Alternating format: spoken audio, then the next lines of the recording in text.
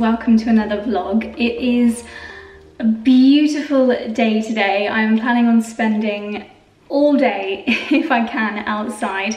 We are already starting to see the fruits of our labour in the garden, and the herb garden's looking amazing, our little hydrangea island is looking amazing, and I think we're going to go around and just see like what's next. Is there anything that we can start to plant now that the temperatures are getting warmer? Obviously the garden centres, none of them are open, but I think we might be able to order some stuff online, so we'll see.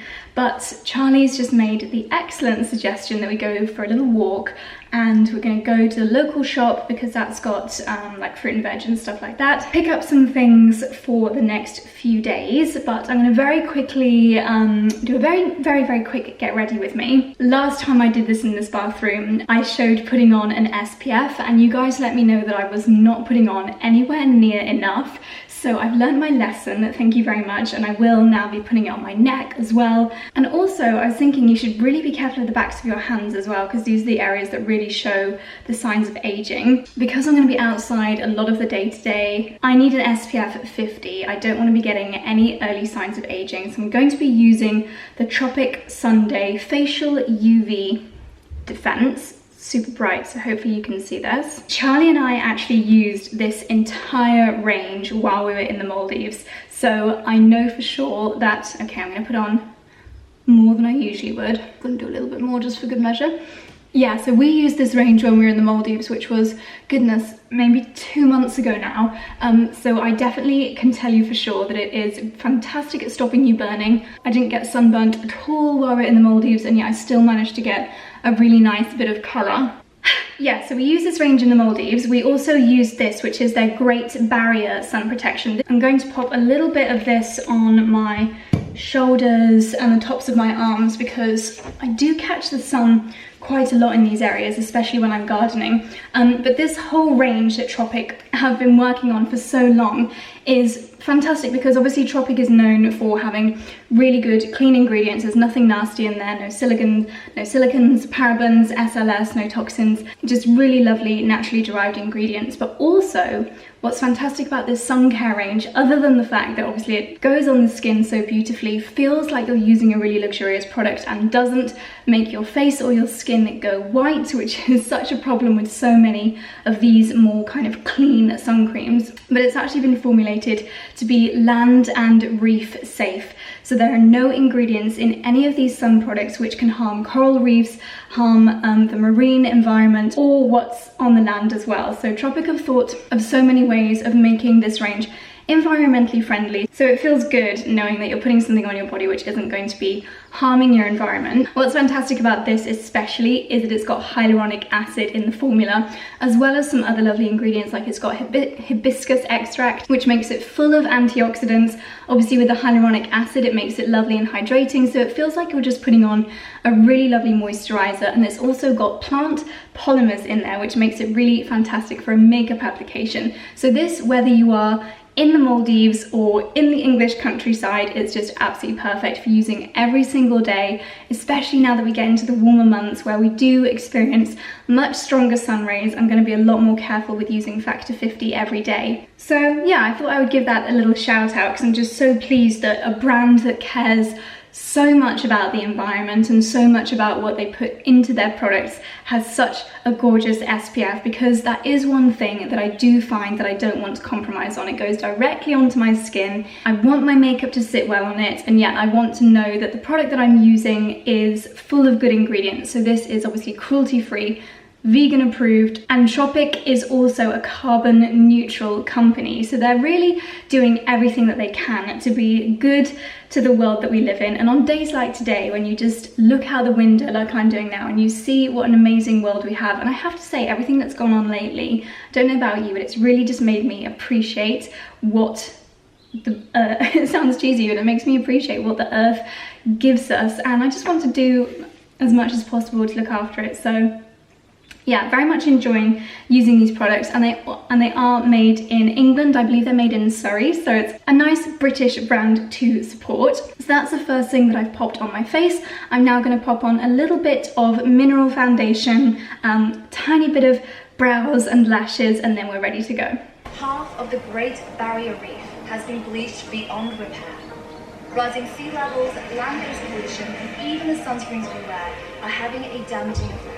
And so, it's up to all of us to choose the right sunscreens that protect us as well as our planet. I actually can't stop thinking about how important it is that everyone wears sun cream that is safe for the oceans. Like, when you think about it, under the sea, all the corals and all the beautiful marine life, and I have to say I'm so fortunate to have been to the Maldives over the past like 15 years or so.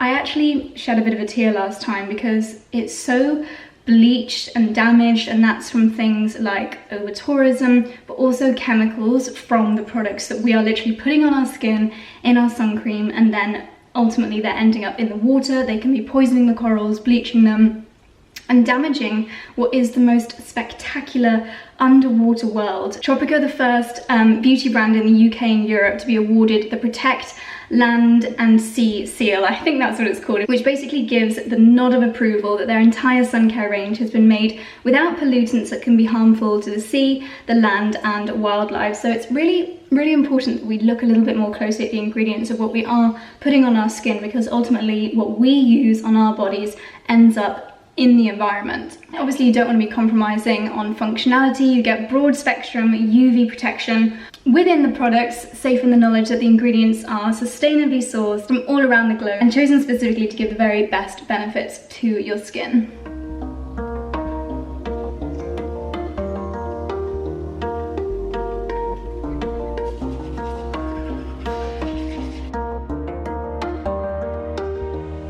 Okay, that's my makeup done, just a fresh glowing look for our walk. Now it's time to pop my wellies on and get going.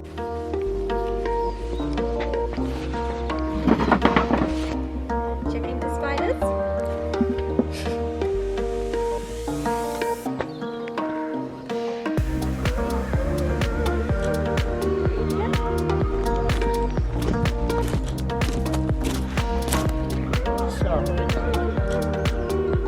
What have you found, Charlie Attenborough?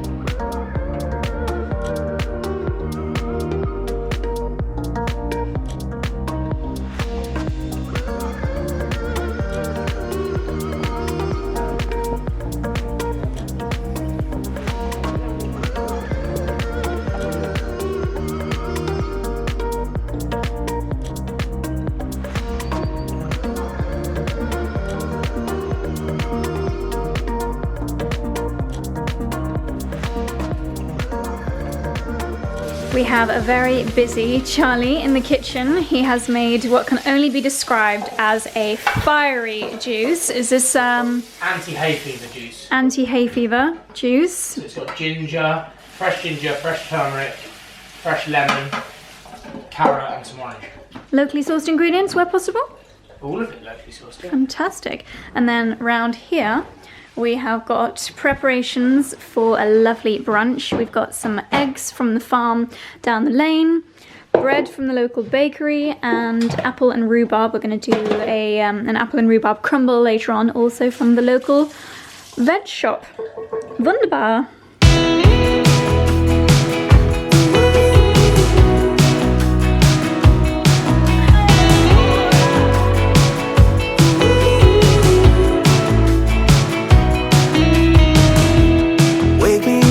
I'm getting tired of sleep. Think I've had enough. I've been gone but haven't done a shit. kinda strange how it can take a beat. This bed here is my gardening challenge for the day. So as you can see, it's how the herb gardens used to look. It's very dry, very uninviting looking soil. So I'm going to take the spade and the fork to this and give it a real rough up so that we can then plant some goldenrod and some peonies. We're actually eventually getting these borders replaced because they're not, you know, they look a bit rubbish the way that they've been painted, and down at the end they're getting a bit rotten, so we're going to have these replaced. But for now, I'm just going to plant the bits in the middle and hopefully they will start to flourish.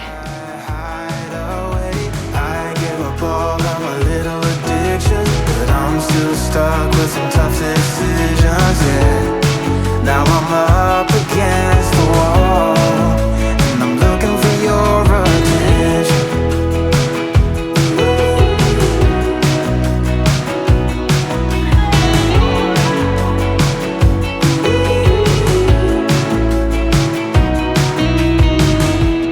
Wide awake and I'm just scared away for a better at a great romance, and I'm just not getting any braver. Cause nobody gets me.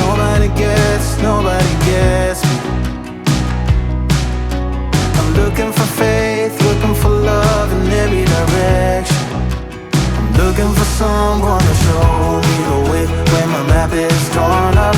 Give me a light when my torch is blown out. Let me escape my hideaway. I give up all of my little addictions, but I'm still stuck with some tough decisions, yeah. Now I'm up against the wall, and I'm looking for your attention.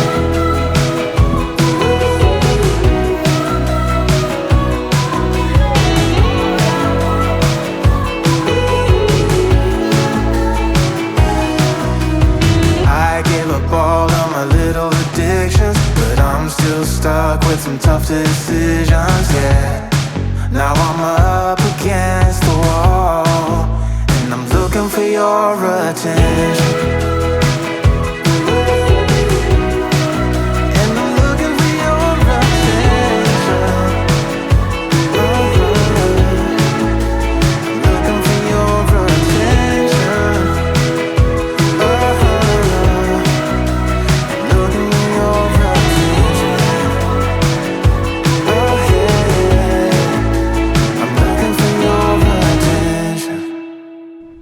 Okay, so after a quick tea and biscuit break, we are on to the planting stage, which is by far the most satisfying.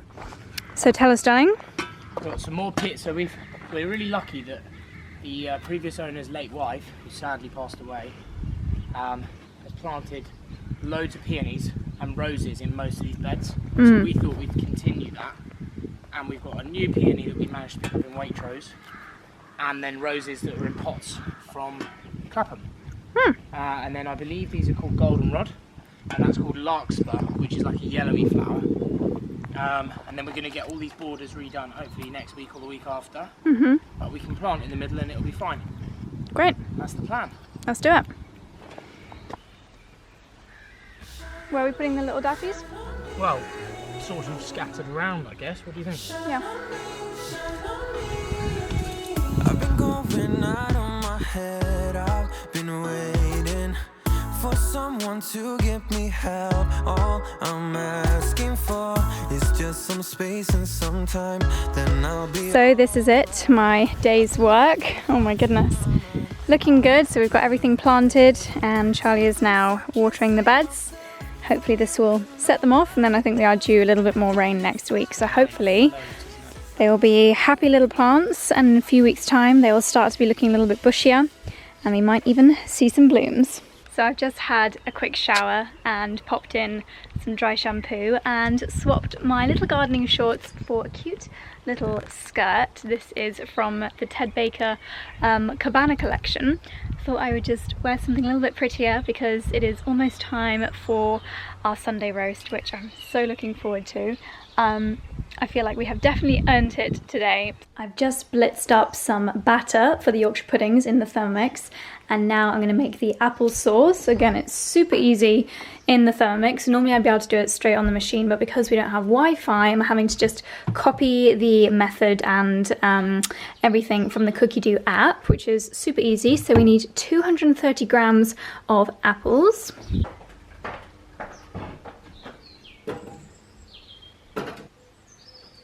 75 grams of water, 15 grams of caster sugar,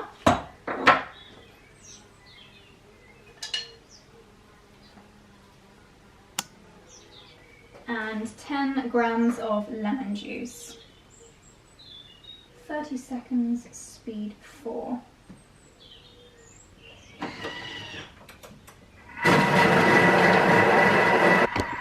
And now I've just set it off nice and slowly for 8 minutes at 90 degrees, and that's it. We should be ready to go. Meanwhile, I had a little bit of lemon that I thought was too good to throw away, so I've just popped a few slices of that with some leftover ginger from my morning juice, and I'm just going to make myself a nice lemon and ginger tea.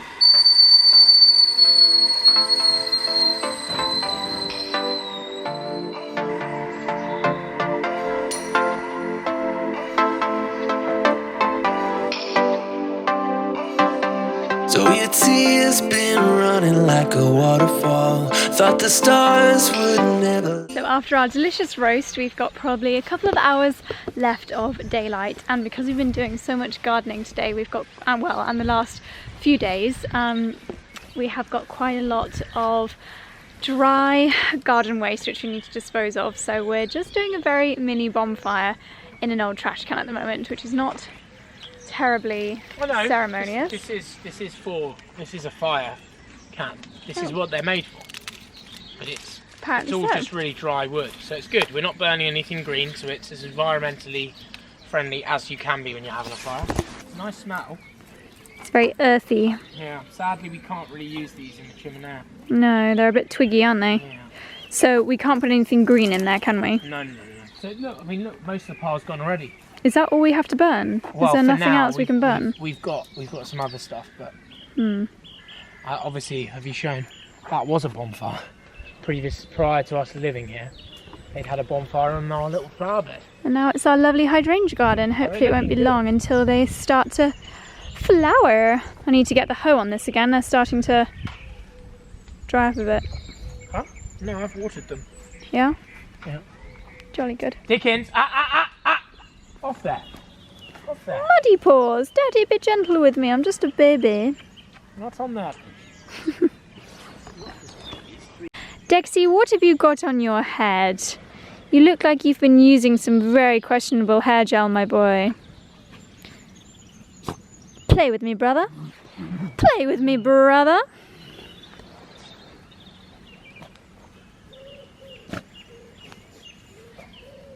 Oh, that's kicking off more heat than the chimney, that's for sure. Yeah.